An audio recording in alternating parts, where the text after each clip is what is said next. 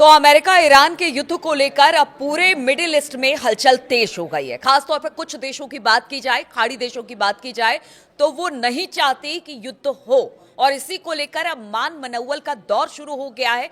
चाहे वो ईरान से बातचीत की बात हो रही हो या फिर अमेरिका से। अगर बात की जाए तो खास तौर पर तुर्की हो गया, सऊदी अरब हो गया, ये तमाम कतर, ये तमाम देश चाहते हैं कि किसी तरह से भी युद्ध ना हो और बातचीत का रास्ता अख्तियार किया जाए। जानकार ये भी बताते हैं कि बातचीत से हो सकता है कि समस्या का हल हो जाए और बड़े युद्ध से खाड़ी देश बच जाए। लेकिन इसी बीच एक बड़ी खबर आ रही है कि क्या सऊदी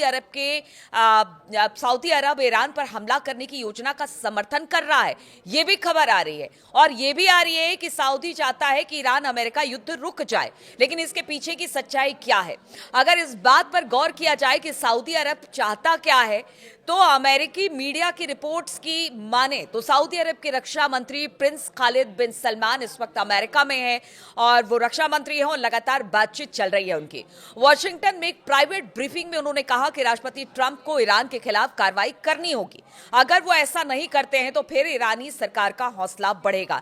देखिए, दो तरह की बातें, हम ये नहीं कह रहे हैं कि सऊदी अरब जो है वो युद्ध की बात कर रहा है, लेकिन कुछ दिन पहले की बात भी हम आपको बताएंगे सऊदी अरब ने क्या कहा था। लेकिन अब जिस तरह से रक्षा मंत्री सऊदी अरब के अमेरिका में है, उसके बाद इस तरह की खबरें सामने आ रही है कि अगर अमेरिका ईरान पर हमला नहीं करता है तो फिर ईरान के हौसले बुलंद हो जाएंगे। देखिए, यहां पर वर्चस्व की भी लड़ाई है, इससे भी आप पीछे नहीं हट सकते, इस बात को भी करना यहां पर जरूरी है। लेकिन देखिए, युद्ध कोई नहीं चाहता है। अरब ने हमेशा से, खासतौर पर सऊदी अरब की बात की जाए, अमेरिका और ईरान के बीच मध्यस्थता करता रहा है, चाहे वो न्यूक्लियर परीक्षण को लेकर हो या बाकी चीजों को लेकर। लेकिन इस बार ये हैरान करने वाली सामने बात आई है कि सऊदी अरब चाहता है कि एक बार तो ईरान पर अमेरिका हमला करे। अब इसमें कितनी सच्चाई है वो तो आगे आने वाले दिनों में धीरे धीरे खुलते खुलते सारी बातें परत दर परत सामने आएगी। लेकिन अगर कुछ दिन पहले की बात सऊदी अरब की जाए तो सऊदी के रक्षा मंत्री ने जो कहा वो सार्वजनिक तौर पर सऊदी अरब के बयानों से बिल्कुल उलट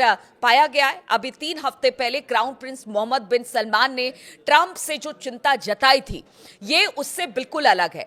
हम आपको बता दें कि क्या थी वो चिंता।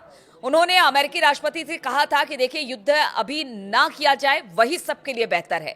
अमेरिकी राष्ट्रपति ईरान पर हमले की योजना को अंजाम देने वाले ही थे। उससे पहले सऊदी ने चेतावनी दी थी कि अभी फिलहाल युद्ध को टाला जाए और इसका फैसला अमेरिका ने स्वीकार भी कर लिया था। फिर आखिर इस तरह की खबर क्यों आ रही है कि सऊदी चाहता है कि एक बार ईरान पर हमला हो? देखिए, हालिया घटनाक्रम में इसी हफ्ते सऊदी क्राउन प्रिंस ने ईरान के राष्ट्रपति मसूद पेज़ेश्कियान से फोन पर बातचीत भी की।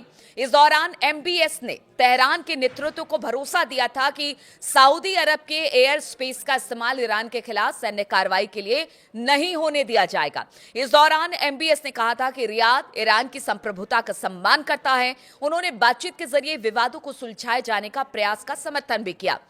इधर अगर मिडिल ईस्ट की बात की जाए तो मिडिल ईस्ट के तमाम, खासतौर पर तुर्की भी इस बात को कह रहा है कि मध्यस्थता की जरूरत है, युद्ध अभी ना हो वही बेहतर है, सबके लिए बेहतर है। और उसने खुद को आगे रखकर कहा है कि अगर ईरान और अमेरिका चाहे तो मैं भी मध्यस्थता कर सकता हूं। यानी कि तुर्की भी अपने आप को मध्यस्थता के लिए तैयार कर रहा है और उसने कहा है कि वो मध्यस्थता करने को तैयार है।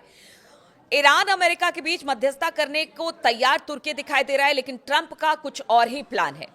अब देखिए, बातचीत लगातार ट्रंप से हो रही है, चाहे वो सऊदी अरब हो, यूएई हो, कतर हो, तुर्की हो, सब ये कह रहे हैं कि मिडिल ईस्ट के लिए युद्ध कहीं से भी सही नहीं है। और देखिए, ये ईरान है, ईरान पर अगर हमला अमेरिका ने किया तो इसके घातक परिणाम भुगतने पड़ेंगे। ये तो हमने जंगी बेड़ों के जरिए देख लिया, चाहे वो अमेरिका का शक्ति प्रदर्शन हो या फिर ईरान का शक्ति प्रदर्शन, पूरी तरह से तैयार है। और इस बात को अमेरिका भी समझता है, ईरान भी समझता है, इसलिए बातचीत का रास्ता अभी भी खुला हुआ है।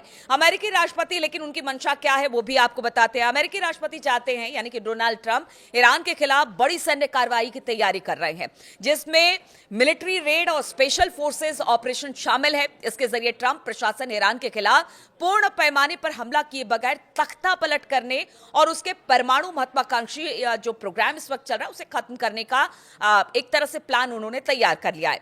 अगर इस प्रस्ताव को अमल में लाया जाता है तो फिर इसमें ईरानी परमाणु और बैलिस्टिक मिसाइल फैसिलिटी पर तेज हवाई हमले और हाई रिस्क ग्राउंड ऑपरेशन को अंजाम दिया जाएगा।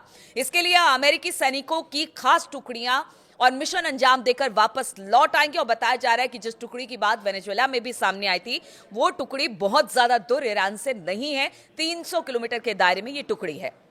ये तो हो गया एक प्लान कि हाँ बहुत ज्यादा हमला नहीं किया जाएगा, लेकिन अमेरिका को भी पता है, क्योंकि ईरान ने चेता दिया है कि अगर एक छोटा सा हमला भी ईरान पर किया गया तो उसे युद्ध ही माना जाएगा। और अगर तख्ता पलट की बात की गई और खमेनी साहब को हटाने की बात की गई तो वो भी युद्ध का ऐलान ही होगा।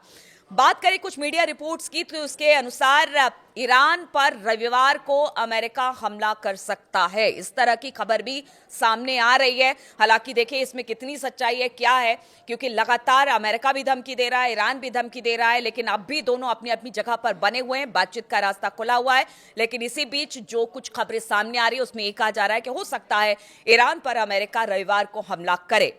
अधिकारियों ने यह भी बताया कि इन हमलों का मकसद सिर्फ न्यूक्लियर या मिसाइल प्रोग्राम का नहीं होगा। इस बार अमेरिका का उनका उद्देश्य जो होगा वो ईरानी सरकार और खासतौर पर IRGC के नेतृत्व और क्षमताओं को खत्म करना होगा, क्योंकि ये सभी खमेनी साहब के साथ खड़े हैं और जब तक IRGC का समर्थन खमेनी को मिलता रहेगा तब तक उन्हें अपदस्थ नहीं किया जा सकता, तख्ता पलट नहीं किया जा सकता है। तो क्या सऊदी अरब ने ईरान पर हमला करने की योजना का समर्थन किया है, इस बात में कितनी सच्चाई है, इस पर भी नजर रहेगी। और अमेरिका किस तरह से तैयारी कर रहा है, ईरान ने भी कह दिया है कि देखिए अगर एक भी छोटी सी गलती भी अमेरिका की तरफ से की गई तो फिर इसका खामियाजा अमेरिका ही नहीं बल्कि पूरे मिडिल ईस्ट को, खाड़ी देशों को उठाना पड़ेगा।